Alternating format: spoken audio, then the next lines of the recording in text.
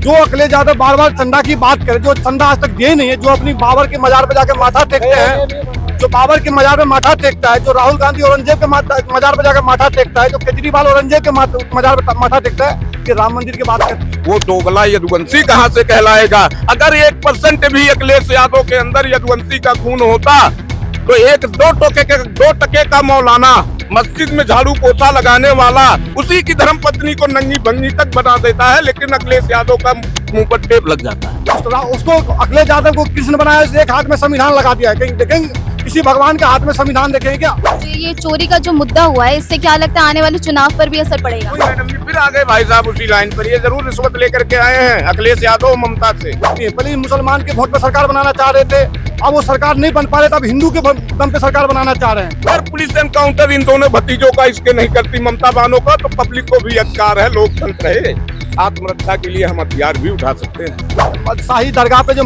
पैसे चढ़ाए, वहाँ पे चोरी, वो पैसे कहाँ गए? बाबरी मस्जिद बनाने के लिए चंदा दिए, वो पैसे कहाँ गया? क्यों नहीं पूछ रहे? अखिलेश यादव में हिम्मत नहीं है।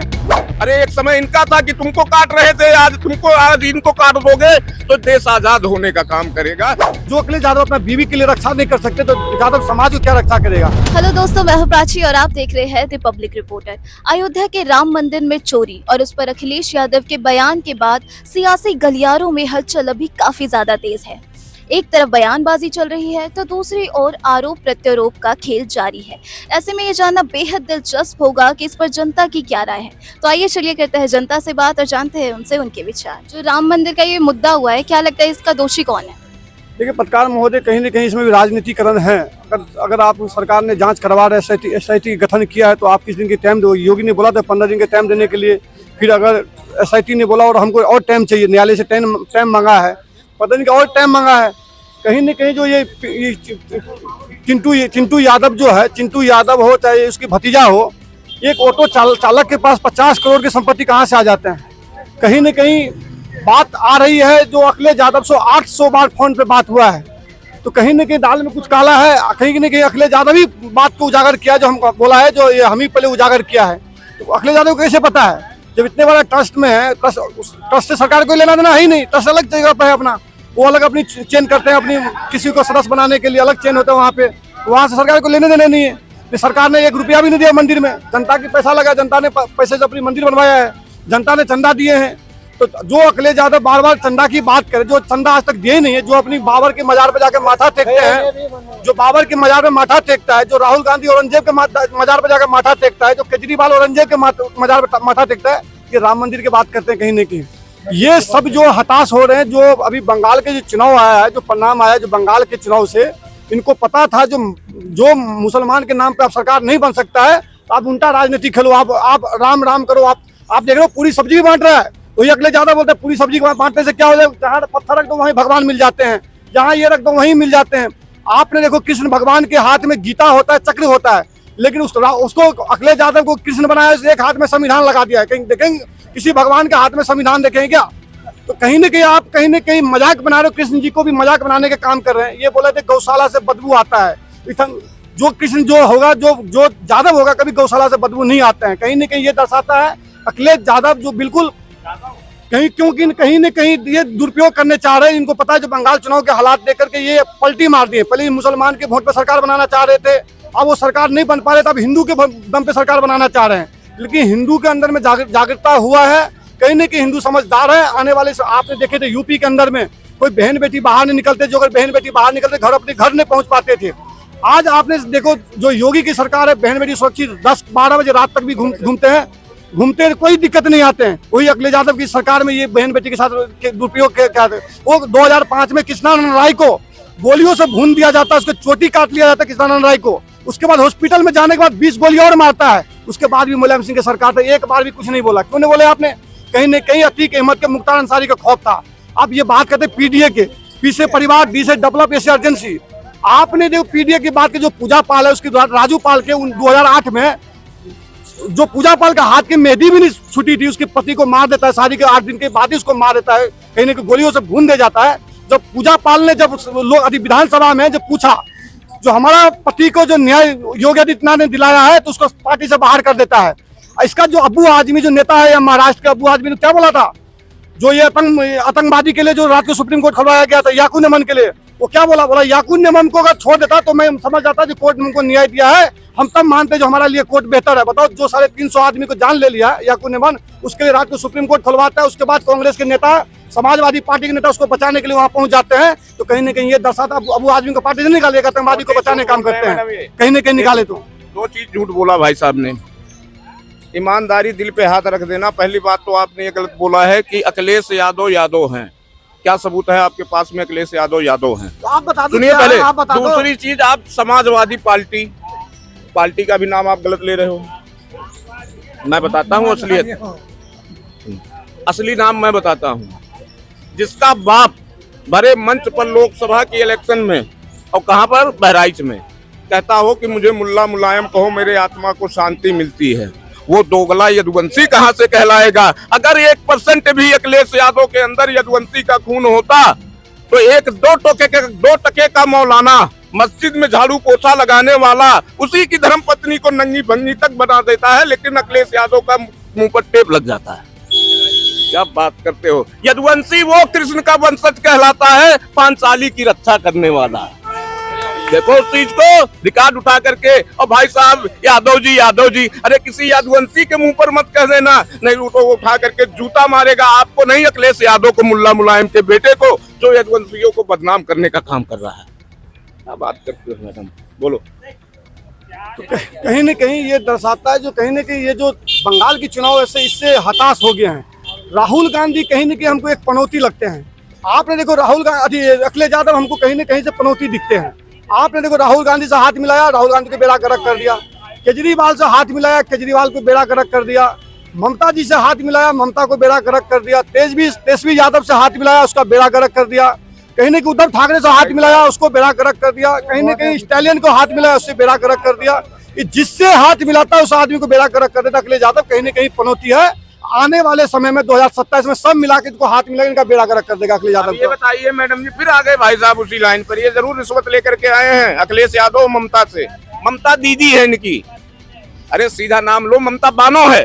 दीदी कहाँ से हो गई? सनातन की दीदी वो हो गई, उस सनातन की कि जो सनातन ऐसा बचा ही नहीं जो बंगाल में काटा न गया हो।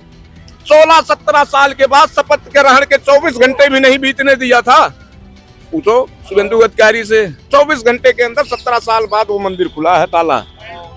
आज हम उसको ममता बहन कहने जाएंगे? क्या मुंह लगा करके हम उसको अपनी बहन बनाएंगे? बताइए। हमारी बहन वो होती है जो जा करके सवेरे 5 बजे नहा धो करके मंदिर में माथा टेकती। हमारी बहन वो नहीं होती है कि जा करके मस्जिद में जा करके नकाब लगा करके बैठ जाए।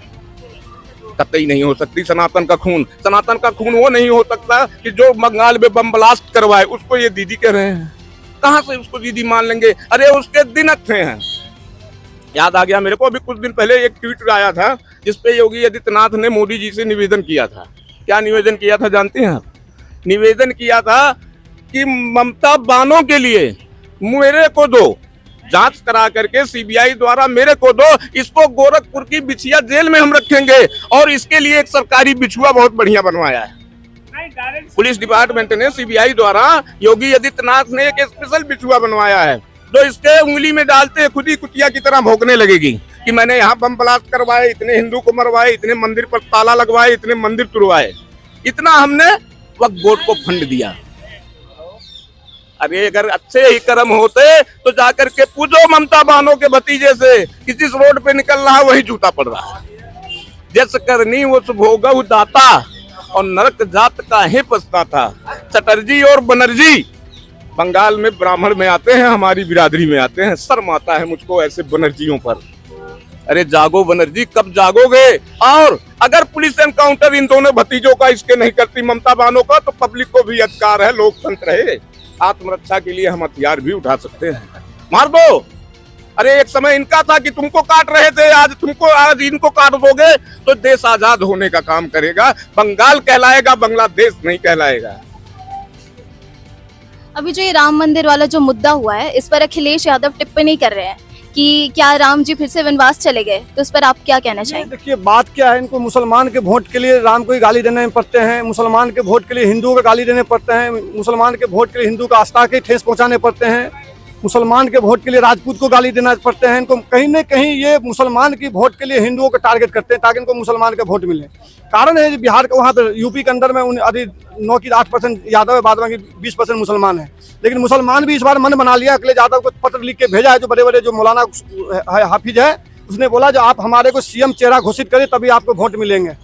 वो भी सही मांग कर रहा है। जब आपको बाप को भी सीएम बनाया, आपको भी सीएम बनाया, आपको फैमिली को सीएम बनाया, थी वहाँ के सांसद विधायक बनाया, तो कहीं ना कहीं वहाँ के मुसलमान भी चाह रहे हैं जो हमारे को भी हक मिलना चाहिए।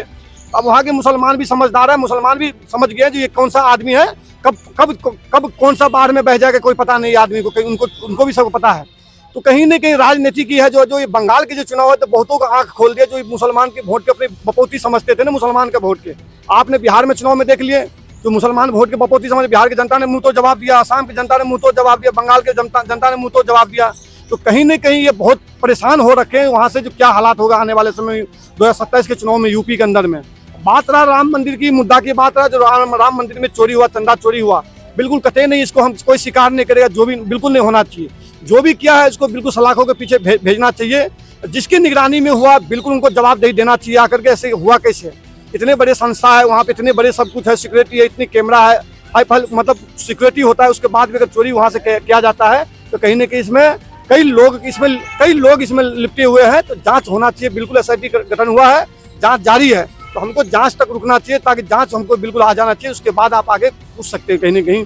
अब बात रहा हवा में, ये बात उछल रही है, जो टिन्नू यादव जो है अखिलेश यादव को करीबी रहा करा है, बोला जो कोई 800 बार अखिलेश यादव से बात हुआ है, तो किस मुद्दे पे 800 बार बात हुआ है वो सरकार आके बताएंगे। जो हमारा जो संस्था है, जो जांच करने वाले एसआईटी जो गठन हुआ है, वो आके बेहतर जनता को बीच में बताने का काम करेंगे, और जो भी दोषी हो सलाखों के पीछे उसको भेजने का काम करेंगे। और हम यही सरकार से मांग करेंगे, जो भी इनको भाई कितने तनख्वाह होते हैं, 20,000 25,000 इनके तनख्वाह है, अगर उसके हिसाब से आप 4 साल के हिसाब से इनको तनख्वाह देख लो, जब से राम मंदिर बना है उसके बाद जितनी भी इनके पास संपत्ति है टोटल की वो कर लेना चाहिए, जब्त कर लेना चाहिए, सरकार को सील कर देना चाहिए बिल्कुल, ताकि आने वाले नस्लें याद करें, दोबारा कोई चोरी ना करने पर मजबूर ना करें। जिसने राम भक्तों पर गोलियां चलवाई उसको कुछ भी बोलना क्या बनता है उसका? ये कुछ भी बोल सकते हैं, मैं बताया ना, ये कभी आज तक राम मंदिर नहीं गए, न केजरीउद्दीन गए, न अखिलेशुद्दीन गए, नहीं, ये सब कोई राम मंदिर जाते नहीं, ज्ञान बहुत बड़े बड़े बांटते हैं। ये जाके माथा टेकते हैं मज़ारों पे, ये जाके इफ्तार मनाते हैं मस्जिदों में जाकर के, दरगाह पे पैसे चढ़ाते हैं और सवाल पूछते हैं चंदा वाले से। भाई आपने जो शाही दरगाह पे जो पैसे चढ़ाए, वहाँ पे चोरी, वो पैसे कहाँ गए हैं? बाबरी मस्जिद बनाने के लिए चंदा दिए, पैसे कहाँ गया? क्यों नहीं पूछ रहे? अखिलेश यादव में हिम्मत नहीं है। आपने देखे जो डिम्पल भाभी जी कितनी अच्छी से संस्कृति के हिसाब से साड़ी में बैठी हुई थी मस्जिद में, एक ये मौलाना शाहिद रशीदी आके उसको नंगी बोल लेता है, एक वर्ड नहीं बोलते हैं। कहीं ना कहीं ये दर्शाता है जिनको मुसलमान के वोट से इतना घबराया हुआ है, तो आप अपनी बीवी के लिए आवाज नहीं उठा सकते हो। कहीं ना कहीं ये इसके लिए जो यादव समाज में बहुत आक्रोश है। जो अखिलेश यादव अपना बीवी के लिए रक्षा नहीं कर सकते तो यादव समाज को क्या रक्षा करेगा? आपने को बिहार के अंदर में जो ज्ञान बिंदु जो शिक्षा जो आनंद रोशन, उसका भाई को खान सर ने मरवा दिया, आज तक एक कोई यादव उसके साथ में खड़े हैं, क्यों यादव समाज नहीं किया। लेकिन आपको जब वोट की जरूरत पड़ता है तब यादव समाज आ जाता है, और राजनीति करने के लिए यादव समाज आता है। आज जो विपटा में पड़ा हुआ रोशन यादव पड़ा हुआ है, जो ज्ञान बिंदु का जो शिक्षा दे रहे थे, उसको भाई को मरवाने का काम किया, कहीं ना कहीं खान उसका नाम आ रहा है, तो उसके लिए कोई खड़े नहीं हो रहे हैं। तो कहीं ना कहीं ये दर्शाता है जनता में समझदार है, जनता मुंह तो जवाब देने का काम करेंगे 2027 में। जो ये चोरी का जो मुद्दा हुआ है, इससे क्या लगता है आने वाले चुनाव पर भी असर पड़ेगा? कोई असर नहीं पड़ेंगे पत्रकार महोदय, कोई असर नहीं पड़ने वाला है। आप भी यही हो, हम भी यही, कोई असर पड़ने वाला नहीं है। जनता समझदार है। जनता को देखो रोजगार चाहिए, जनता के स्वास्थ्य चाहिए, जनता को शिक्षा चाहिए, जनता के स्वास्थ्य सुरक्षा चाहिए, तो वो तीनों चीज मुहैया करवाने का काम योगी आदित्यनाथ कर रहे हैं, तो बहुत बेहतरीन काम कर रहे हैं। यानी आपको लगता है योगी जी आएंगे? बिल्कुल फुल बहुमत से योगी जी आएंगे। तो ये तो थे लोगों के विचार। अब इस पर आपकी क्या राय है हमें कमेंट कर जरूर बताएं। साथ ही ऐसे वीडियोस के लिए हमारे चैनल द पब्लिक रिपोर्टर को सब्सक्राइब करना ना भूलें। धन्यवाद।